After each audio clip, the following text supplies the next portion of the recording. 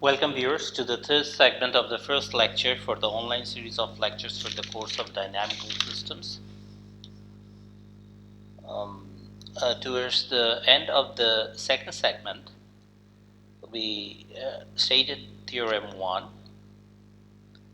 which refers to the local existence and uniqueness of solutions of an initial value problem.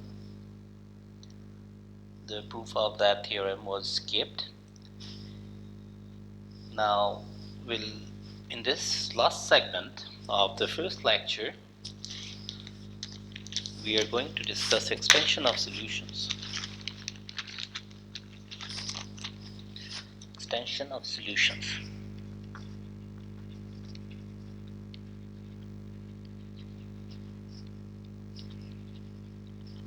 Okay.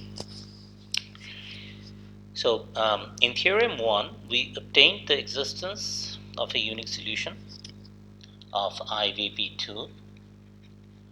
Okay. Well, IVP2 was this initial value problem for a given vector field with some initial condition.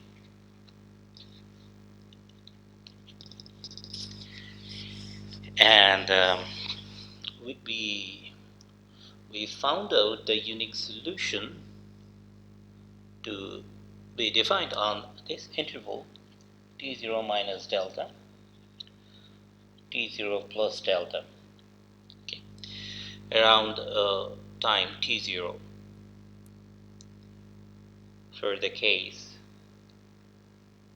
where f(dx) satisfies a local Lipschitz condition in this second variable. Okay, this is what we have seen earlier. Okay, now we state that a unique solution of this initial value problem can be obtained in a maximal interval of existence that we denote by J of P0. Okay, meaning that the interval of existence, this one is the maximal interval of existence, meaning that any other interval existence will be contained inside this interval. Okay. Where this JP0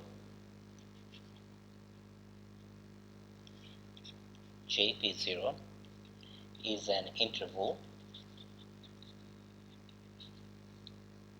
is an open interval containing T0, the initial point containing T0, such that JP0, of course, contained inside the interval I over which the vector field is defined, that is, T0 is contained in this maximal interval of existence, and this maximal interval of existence is contained inside this interval I over which the vector field is defined. We'll give you an example. Now I'll give you an example. This is example 2. Okay, so in this case, the open set U is the two-dimensional plane, and the vector field F from U to R2 denote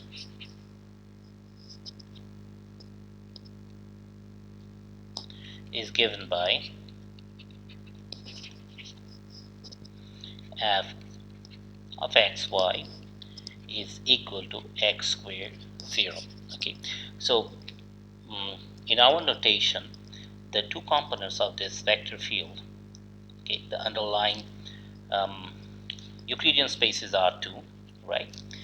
So there are two components. F1 xy is x squared, and f2xy is identically equal to 0, right? So that we need the initial conditions. The initial time is 0 and the initial point, right, is this point 1 0. Okay, so it tells us that, so in other words, if I want to write it in using x and y, I'll say that x at time 0, right, is equal to 1, and y at time 0 is equal to 0. This is how I write the initial condition. Okay, so one important thing to note in this case is that this vector field does not depend on time explicitly. So f is not an explicit function of time. It's not something like this. F is just function of x and y, where x and y depends on t. They both depend on t. So f does not depend on t explicitly. It depends on t implicitly. Okay. So whenever I say IVB2, it means that the standard initial value problem that we are always discussing. Okay, so the IVB in this setting reads, okay, dx over dt, okay, is equal to x squared, and dy over dt is equal to 0, right? This is something that we number by 6. Okay, so remember the initial value problem that we had? We wrote it like this, right? F tx, okay? You see that it's a vector equation. It's not just an ordinary equation. So we're not putting a vector here. Instead, we are writing it just dx over dt, but implicitly there is a vector here on the left hand side, and there is a vector on the right hand side. On the right side you have n component vector, on the left side you also have n component vector. So in general it is like this, dx1 by dt, right, dx2 by dt, all the way up to dxn by dt, and this vector is equal to the vector f1 tx, f2, well, this is like x1. Let me write it like this, x1 all the way up to xn. Then I have f2 t comma x1 all the way up to xn. Then finally the n component of this is fn t x1 all the way up to xn. So it's a vector equation, right?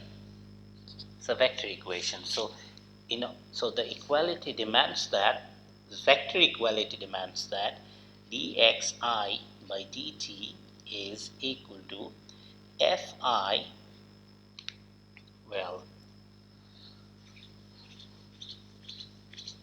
okay,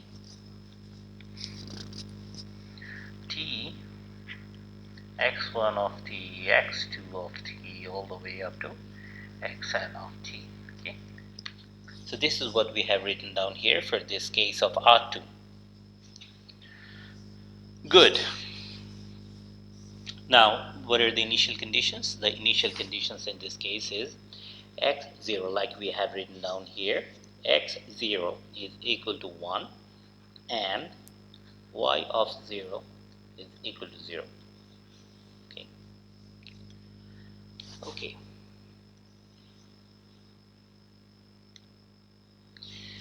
Okay. Now, using the initial conditions, one obtains dx over x squared is equal to dt for the first ODE in x, and that gives us negative 1 over x to be equal to t plus c, which implies x equal to negative 1 over t plus c. Okay. This is one solution, and for the other, which we wrote down earlier, dy over dt is equal to 0, which means that y is equal to c prime. Okay, now using the initial conditions, one immediately obtains that. So we had remember we had x0, x at 0 is 1, right? Which means that c has to be equal to minus 1. Okay, and we also had y at 0 to be equal to 0, which means that c prime is 0, right? So the solution reads u over t is this pair 1 over 1 minus t, and the second component is 0 for t is less than 1. Okay. Just thinking about the positive solutions. So as t approaches 1 from the left, the norm of this solution gets bigger and bigger. Okay, so it grows without any bound as t approaches 1 from the left.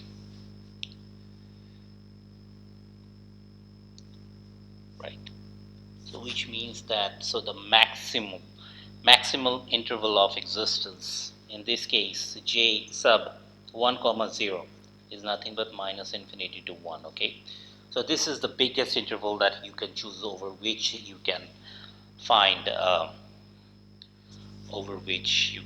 solution, right? So you cannot go beyond 1. You are in trouble then, because at 1 the solution blows up. It means that the solution is of infinite norm. Okay, so right, this is what I have said right now. As t approaches 1 from the left,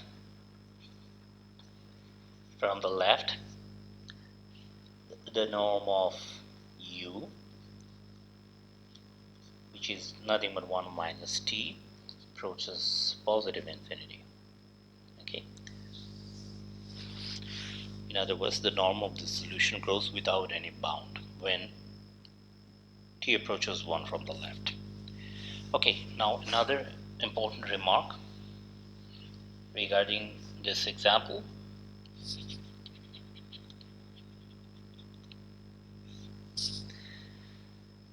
Observe that the vector field that we discussed in the last example, which was f of xy, is equal to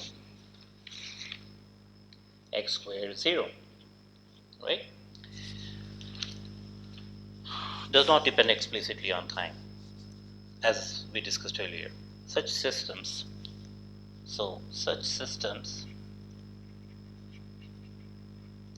where the vector field does not depend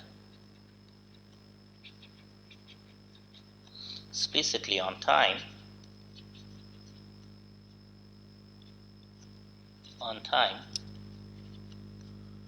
are called autonomous.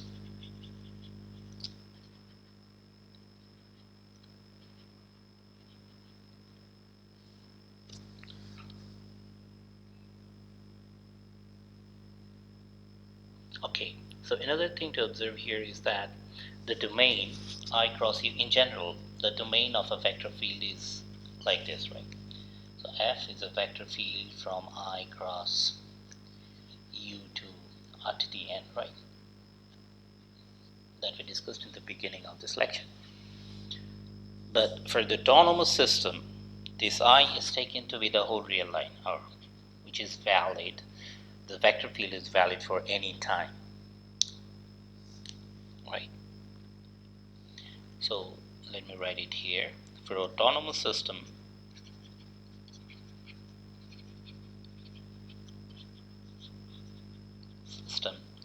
I is equal to r.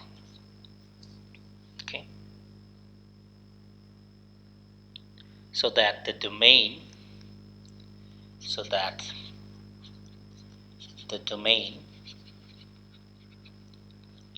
of the vector field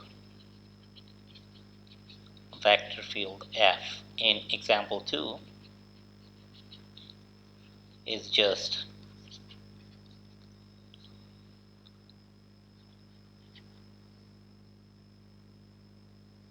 R cross U.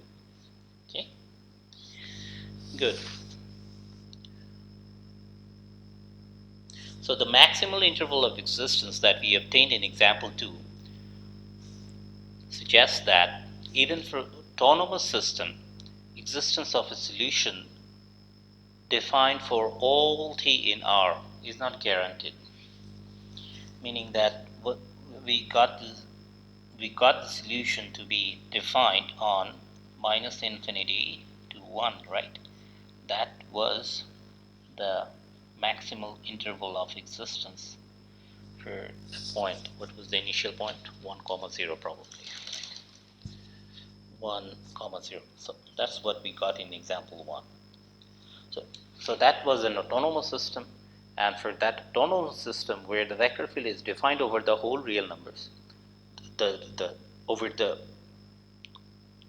the time taking values on the whole real number, on the set of real numbers, on the whole set of real numbers, the vector field is defined, even though the maximal interval of existence is from minus infinity to 1, meaning that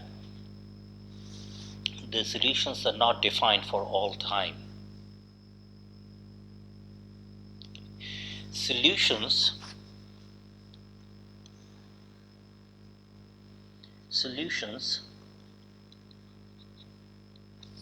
of IDP, of course, that are defined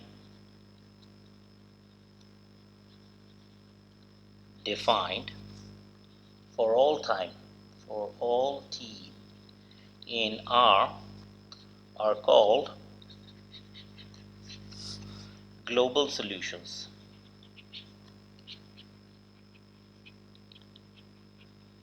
Okay.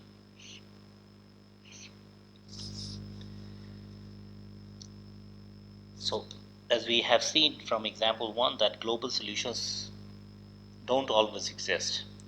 We'll study the conditions for existence of global solutions in the second lecture. Okay, so this is our goal in the second lecture. We move to derive. We look for the derivation of the condition for the existence of global solutions of an IVP. Okay, so that's pretty much it. Thank you for attending the first lecture.